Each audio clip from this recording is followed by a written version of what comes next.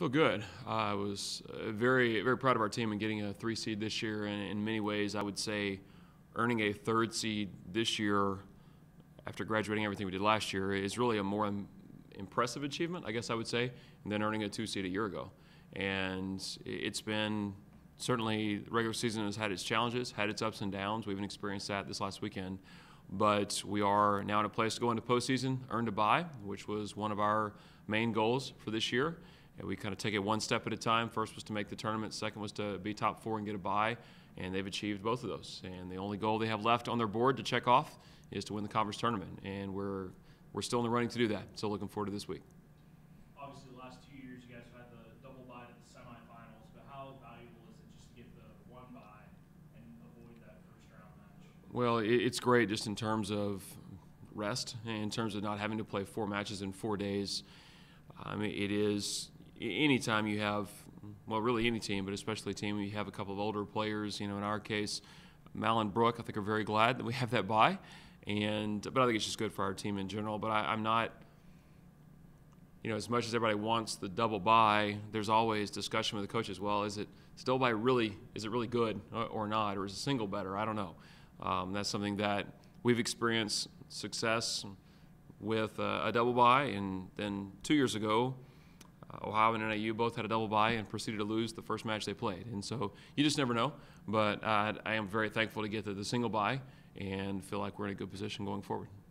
How will you handle scouting this week, either at Toledo or Kent State? How do you handle that, and then what are the challenges that those 2 teams present to you guys? Well, we lost to Toledo at Toledo, and it's a match that we performed well in several phases, but had a really, really poor night serving, and that was the week that I chose to give our team off and took the whole week off in terms of practice. And so first ball contact was really bad. And as I said that week, I mean, that's on me. And I made that decision. I'll live with it. So I would hope we're a better serving and passing team than we were that night. And it will need to be, certainly, if we play them. They do a number of things offensively that are a little different. They move their kids around a little more than some teams. But I do think that's a team that if we're playing well that we can beat. And then Kent State, obviously we just played them, so in some ways that's good because you have a better idea of their personnel, but at the same time we expect one of their middles to come back, Norberg, who did not play this last weekend, or haven't played in a couple of weeks now, and we expect her to be back, and she's a big part of their success. And so we need to make sure our team understands that, yes, we just beat them, and we beat them both times we played them this year, but they very likely can and will be a different team in the conference tournament. And so we're definitely expecting them to be a high-level opponent and a team that will need to play well to beat. If you guys win that first match you'll play, you'll get Northern Illinois right. in the semifinals. What are the challenges of playing the host of the conference tournament, especially in the venue? Right. It is, I mean, certainly home court advantage is real. I mean, we've experienced that here. I think what will be a little interesting there, and I don't even know how they're going to do it in terms of all the ticketing, in that because it is a conference tournament and there are a number of teams there, it will certainly still be a home court advantage, but it won't be quite the same as a normal home match in terms of the percentage of people there that are for NIU, in terms of even the venue. I mean, it becomes a little more of a neutral site. The conference comes in and brands it MAC more than it was Ohio when we were here. There's a lot more just MAC banners all over the place, and some of the things that you normally have as a home team are taken away. For us, it's a matter of moving the band out of where they normally sit, and they have to go sit in the stands. When we hosted there, they're not going to have their DJ like they normally do. I mean, there's just different things that it's still a home court advantage without a doubt, but it's not quite the same as what a normal in-season match would be. Does your approach to handling this team, maybe compared to the last 2 years, change at all from the standpoint of, A, you're kind of an underdog going into it, and B, you have such a younger, less experienced team? You know, I think as far as how we manage scouting reports, how we manage how long we practice, all those things, every year it's just its own entity, and you can't always say, well, this is how we did it before. You know, I think it's just a matter of what do we need that day, and can we keep getting better. I think what's been interesting this year is late in the season we've moved a player into middle who's been an outside hitter, and so she's learning very rapidly. So we want to make sure we keep learning. We want to make sure that every day we have left that she keeps learning, because that very much contributes or could contribute to our success as a team. But I think in terms of, we're a young team. We know that. We're underdog because we are the 3, not the 1 or the 2. But the kids on this team know what it takes to win the conference tournament because they've done it. And that's not something that every team there can say.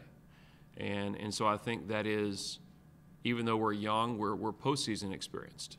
And that is something that we see as very valuable. And we have a number of players that not only are on the roster last year, but were out there on the court when we won it. And I think that certainly helps this time of year when you have some kids that may want to get too high or get too low. Know that you just kind of, play well and continue playing well. You don't have to be perfect, but you have to play well. And if we do that, we'll be in a good place. And my final question for you is, what will it take for you guys to get 3 wins this weekend? Well, we'll need to score more points than our opponents is the obvious answer. But beyond that, I think it's really going to be, can we win early when maybe we shouldn't set Mal as many times so we can get Mal through the tournament. I mean, that's just, it's not like it's a big secret. The kid's walking around with both of her legs held together with walking casts and different stuff that are going on. And what I loved about this weekend, and we had a bad loss, at Central Michigan, but Mal got back to playing like Mal.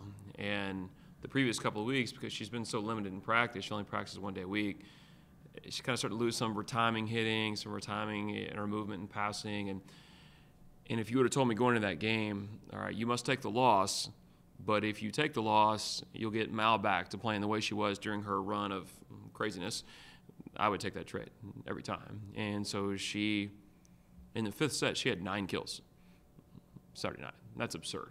I mean, that's a lot of times in a 5 or in the 5th set, the team doesn't have 9 kills.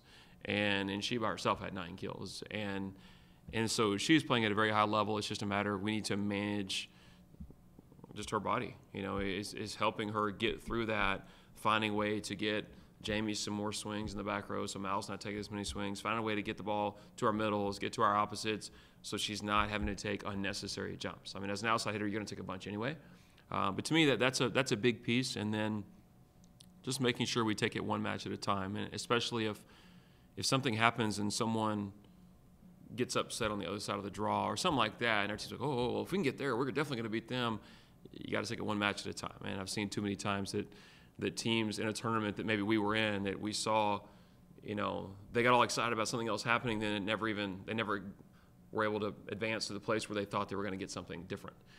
So it's really just one match at a time. I know that's kind of cliche, but if you're worried about playing 3 matches, then we're probably not going to play 3 matches. We need to worry about playing 1 match as far as the players, and then us as far as coaches, we need to make sure we balance our offense enough to get all of our players to the finish line. You mentioned 5th sets, and they've been pretty good for you guys all year. Right. What experience and is that going to do for your confidence that if you get there, that you've been good all year? Yeah, I think probably more impressive to me than the 5th sets is just our record in all sets that are decided by 2 points. And I mean, we've been good in the 5th, but we lost one Saturday night, so whatever. But I think we're 10-5 in conference and sets decided by 2 points.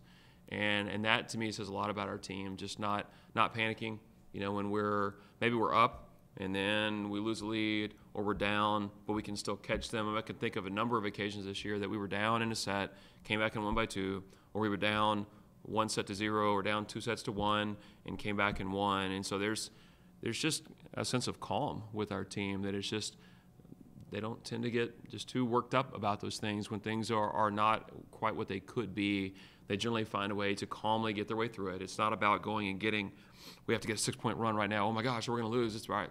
Let's go get 2. They're going to get 1. Let's go get 3. They're going to get 1. Just kind of go back and forth and work our way into it. And they've shown the ability to do that all year. And then can you talk about Erica's emergence just this year at libero? How good has she been, and how good do you think she can be the next 2 years after this year? She has certainly earned that position this year. She had a great weekend defensively.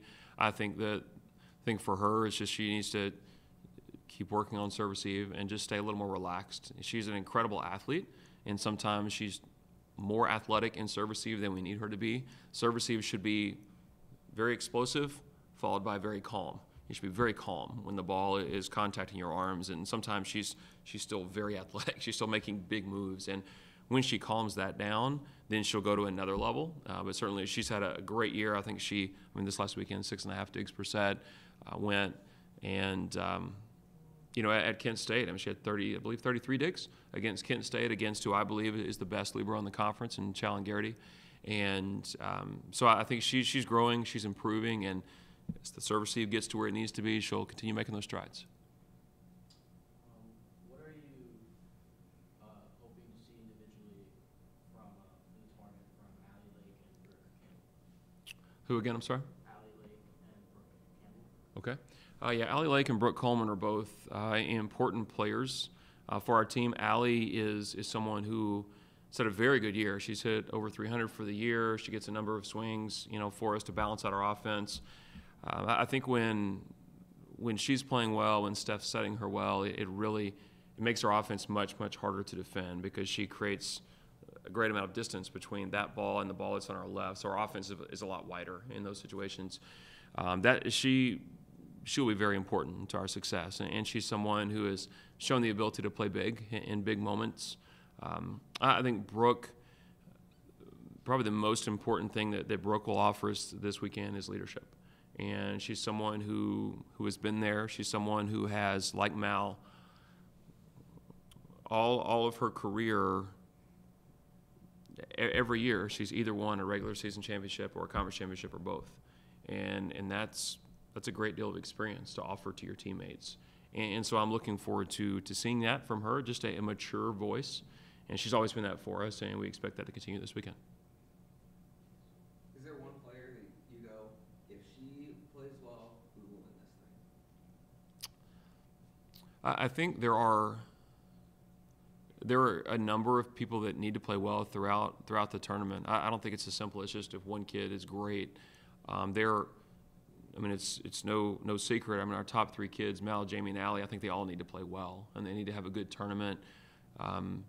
I think if those three can play at a high level, and then we can have one or two other kids have good games, not great games, but good games, then I think we'll be good. I think it's going to be hard for those three to carry it all the way.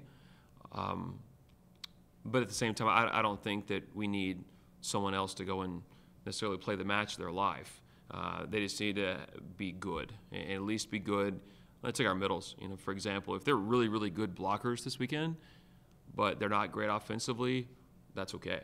We're still gonna that will really help our team if they're really good offensively and just okay. But there needs to be some contribution from our middles where they play well. They don't need the pressure of going in, and they have to carry the team. Katie, a couple weeks ago, 17 of 23, hits 650. We don't need that in the conference tournament. We're not going to be upset if it happens. I'll be Katie's biggest supporter, certainly. But we don't necessarily have to have that happen. We need kids to play well, and the three kids that have carried us all year to all play at a high level. Did winning the tournament last year change your coaching perspective at all heading into the tournament this year? No. I'm getting older by the year, and have been fortunate enough to have teams that have won it a number of times, and every year is its own year. And really this year has been very, very close to what I thought it would be in terms of we lost a couple more non-conference than I expected. We lost one more in conference than I expected. I do a projection every year on which one if I try to back up and look at it objectively, I thought that we would go 12-4, and a couple of those were flipped on how we got to 11-5, but it was pretty close. And so now it's just a matter of, with this group, what does it take this year with this team to win? Because really what happens before, certainly as a coach you file away things that, okay, this tends to work or tends not to work, and how long you practice, and things like that. But in terms of it really changing who you are, no, it's more a matter of your team every year. You have to be willing to change a little bit to fit the personnel that you have every year. And I think that's something that maybe as a younger coach I was very focused on system. And you got to fit in the system, and there comes a point that you have to realize every year you're just going to be a little different, and you don't have the exact same people you did a year ago, and sometimes that's good, sometimes that's bad. You miss some of those kids, but you find some other kids that get to do things that maybe you wouldn't have seen if you didn't have some challenges. I mean, no one would have guessed that Simone was going to play middle for us, but an outside hitter had played in very, very few sets, and then all of a sudden she's playing all the time. And, oh, yeah, she finished conference as the 7th best blocker in the league as an outside hitter. You don't plan these things as a coach. Sometimes you just have to adjust, take the personnel you have, and do the best you can to help them reach their potential. And if you do that, then we're all going to be happy.